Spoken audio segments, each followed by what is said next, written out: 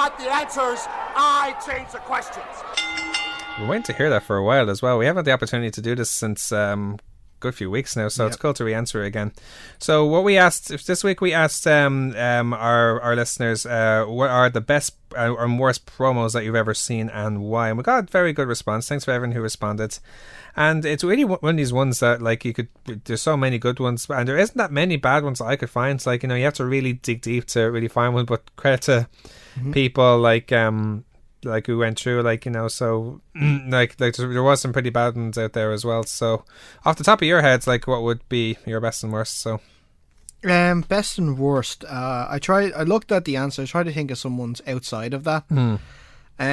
So probably best one, I think we have it here as well, is actually Stone Cold Steve Austin's 316 promo after he won the King of the Ring. That's actually a great call. No, it's right here. I'll give it a play now. So to this one right here. Prestigious King of the Ring, Stone Cold Steve Austin, an incredible victory. The first thing I want to be done is to get that piece of crap out of my ring.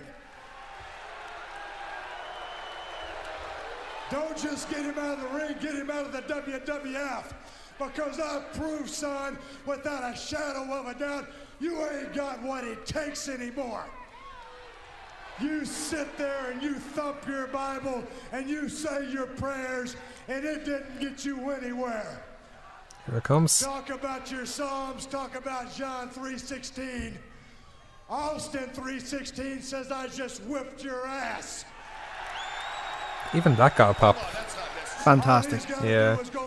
And that really started the whole thing for Stone Cold Steve Austin, because it was told afterwards that, like, ever after that there was, like, so much, like, Austin 316 stuff, and that really his character was developing as it was, but that just blew him like high into the sky after that, and eventually became arguably, that put him in a different stratosphere right there. He arguably became the most popular wrestler of all time with that. He really did. So that's definitely a big one for there.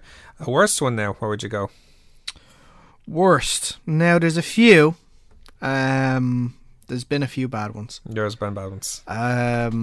Two that came to mind straight away was Kalisto's.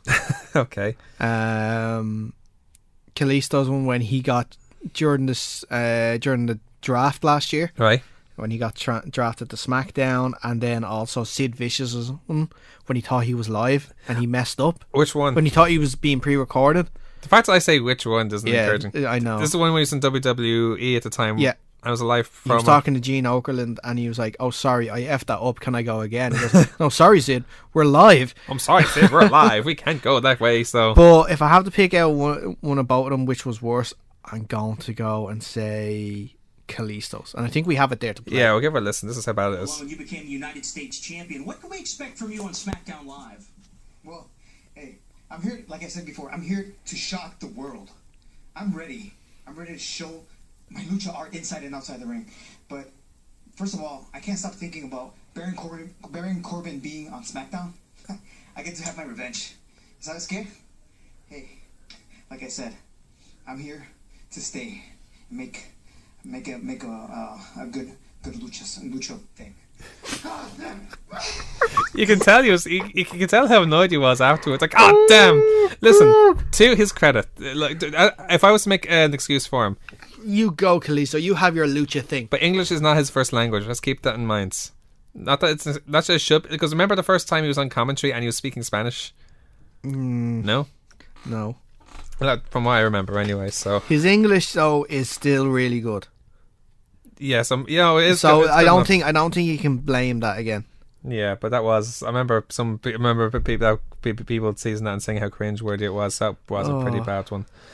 Let's see, a good one for me. Obviously, I have to mention the pipe bomb. That's one straight away, because, like, as we said, like, we celebrated its anniversary recently on the show, and how significant it was, like, because it was so controversial, like how he'd speak so negatively and so personally about, like, not just Vince McMahon but like Triple H and Stephanie as well, and how nothing's improved in the idea that John Cena, and calling Tim Dwayne, like, breaking kayfabe in the sense as well. So that's a significant one. It was hard to pick a bad one, if I'm brutally honest with you. There's two that came to mind, so one I have here, but I'll play. The first one I thought of was The Ultimate Warrior. Now, obviously Ultimate Warrior is loved now, especially on the back of his passing. But like when he was in WCW, when he made his debut confronting Hulk Hogan, and here's Hulk Hogan saying, "There's never been a warrior that's ever beat me," and then here he comes, and obviously it was regular documents that Warrior beats Hogan at WrestleMania 6, and he ranted on. I think it wasn't that it was badly worded; it was just that he went on and on and on and on. He spent 10 minutes saying nothing. Well, not nothing, but just stuff that made no sense. Yeah. Which is a big character trait of Warrior's promos to his detriment, if you like. Mm-hmm. And I just remember a documentary. Did you ever see the Best and Worst or the Rise and Fall of Ultimate Warrior, the documentary? No. Hulk Hogan said it's like, here's him and here's then me and Eric Bischoff just looking at each other going like, mother of God, like all this stuff like. Yeah. But the worst one I could think of is this one. All I have to say is our partner is going to shock the world because he is none other than the Shock Master! All right. The Shock Master! Oh dear. He just fell over. His mask is off. He puts it back on.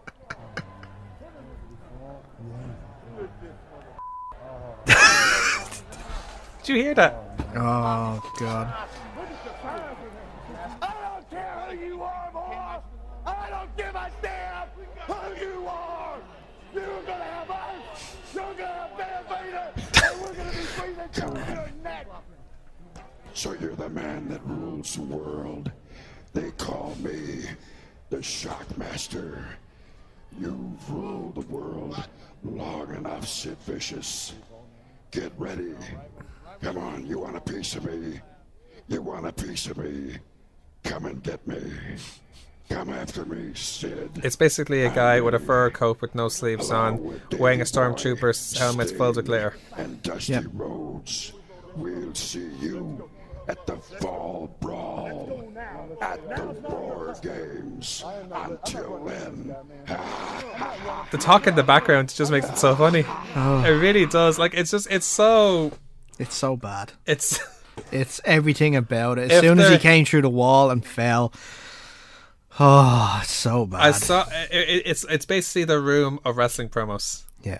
Do you know what I'm talking about? It's so bad, it's good, sort of thing. Yeah. In a way, it's so entertaining. Yeah, I hate to call it anything to that comparison, but it's just one of those things where it's as soon as he came out, and here's all the guys, you can hear the sound of who is this something like you know. So it's incredibly funny.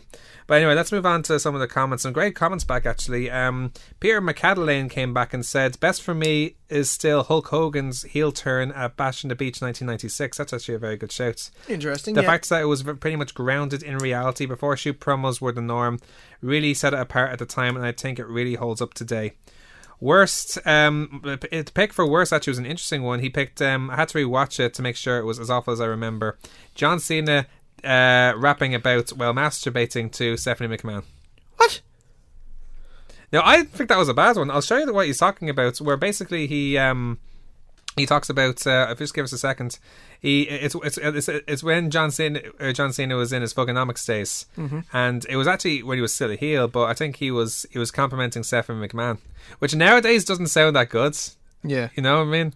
But if you listen to it, like here's an idea. Like, here it is here. Like, so we'll just have it here. Fast forward a bit. I'm sorry to interrupt you, Steph. I had this dream about you last night. Let's see where this is going. You had me standing at attention. I can't wait to see you cat fight. Oh, sorry. I lost my concentration. I was looking at your targets. And at Vengeance, hopefully I find out if the curtain matches the carpets. No, wow. I'll be glued to the boob too. No, you're gonna squash Sable completely. You made all 5 of my There's girlfriends Taz like jealous. He's giggling in the one of background. ones to beat me. You and Sable fighting, that's good for my health. Just something about you makes me keep in touch with myself. Look. Hey. I don't know about you, this isn't that bad. It's okay.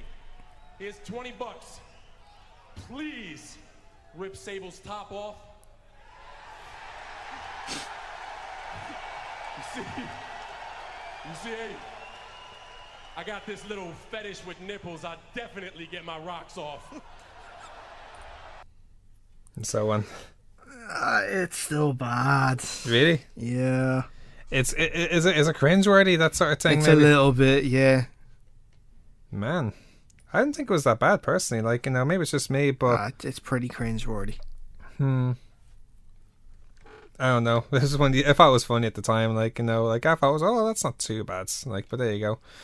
We'll move on anyway. David Kent, formerly from Low Blows, Raw and Fast Forward, he said best modern, and we probably can both agree with this, Miz on Talking Smack to Bryan. That is definitely up there, like, because we talk about how promos launch people with like Stone Cold's Austin 316, CM Punk's Pipe Bomb. This was the same for Miz. It kind of launched him to where the recognition he's getting now, where he's now in the PWI top 10. So like we have a bit of a taster for it right here anyway. So. You had your chance to talk. You're the one that called me a coward in the wrestling ring. I'm the coward in the wrestling ring. Yeah. But let's talk about cowards for 1 second. Okay. The reason I wrestle the way I wrestle is because I can do it day in and day out all the time for 10 plus years. I have never in my career ever have been injured. I don't get injured for 6 months to a year. I am here each and every week. It's getting redder but you and sit redder there and and call redder. me a coward? Yeah. I'm the coward. Wait, let me tell you about a coward. Let me tell you about a guy who tells his WWE fans, the people that he loves, that he will be back. He promises them. I promise you, I will be back in 1 year's time to claim this title. But you didn't, Daniel, did you? But I'm the coward. Okay, I'm the one that doesn't love the fans. If they would let me come back, I would come back. Oh, if you would? Yeah. You would. You love that WWE ring. You love being wrestling. You love being right in that wrestling ring, and you love wrestling, right? Well, why don't you quit? Why don't you quit and go to the bingo halls with your indie Okay, friends? I think you need to then, calm. No, That's not no, what this. I got That's not what this show's Me about. And the GM Clearly have is. this. Thank you very much, Renee. This is a great show,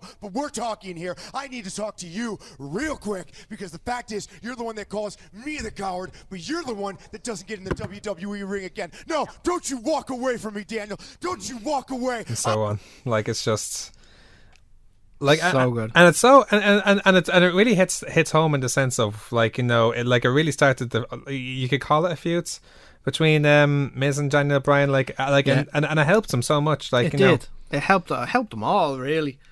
And Miz, again, he did it just last week as well with Roman and Cena. It's just Miz just knows how well to shoot from the hip and just to make that connection with the fans. Yeah, David said the worst one was Tamina at TLC 2014 or 15 doing the 12 Days of Christmas.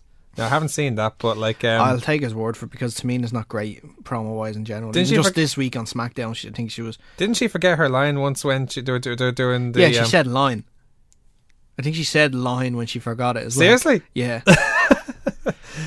Finally, we have Kirk Loco as a message saying the best one was Hard Times. Now, this was one where Dusty Rhodes describes the Hard Times I know it well. When during his rivalry. This is like the mid-80s against Ric Flair. That actually was a solid promo. It's like Dusty Rhodes is one of the best promo guys ever, but like that was a pretty solid one. He agrees the worst one was Lucha Ting. So there you go. So I think we're unanimous on Lucha Ting being one of the worst ever. Like, so this is one of these ones where, you know, there's so much options for everything. Like, you know, like, so we can agree on Austin and Punk and perhaps Miz, and then maybe Dusty as well. Dusty, yeah, for sure. Like, there's so many, even from Ric Flair himself. Like, you know, like the best one I can take, the best promo I've ever heard him do was remember the one? Do you remember when he had a rivalry with Eric Bischoff in WCW? No. Well, it was the Nitro after Eric Bischoff beat him at Starrcade, and he basically was like throwing his watch, his clothes in the middle of the ring, giving it all up and elbow dropping everything, saying, like, you know, I will sell my house, my cars to get a rematch. What about his woo off with Jay Lethal? That was a pretty good one, actually. Yeah, so yeah, for sure. So yeah, there's so much options you can mention for that. So We'll conclude in the sense where the ones we mainly agree on would probably be Austin, Punk, and Miz at the and probably Dusty as well. Whereas the worst one we could say is probably the Lucha Ting one. Yeah, the Lucha Ting. Yeah, the Lucha Ting one. So yeah, definitely Shockmaster's up there too, though. That was a pretty awful one. Yeah. So there's so much we could talk about for that one. So for sure.